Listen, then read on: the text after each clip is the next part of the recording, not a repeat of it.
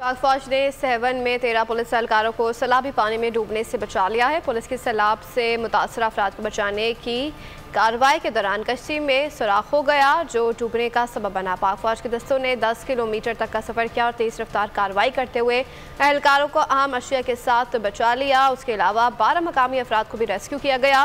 पाक फौज के जवानों ने मुतासर इलाके में साफ पानी और राशन भी तकसीम किया।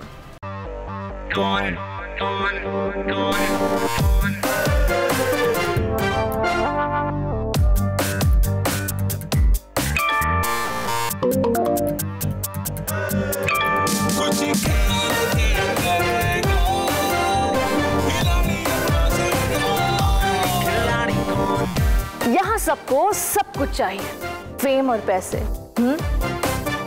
लेकिन ये सब होगा कैसे? Let's find out. आखिरी खिलाड़ी कौन?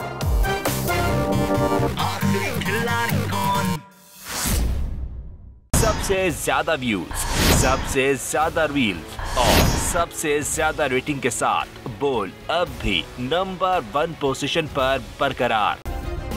सब्सक्राइब करें और बेल दबाएं ताकि कोई खबर रह न जाए।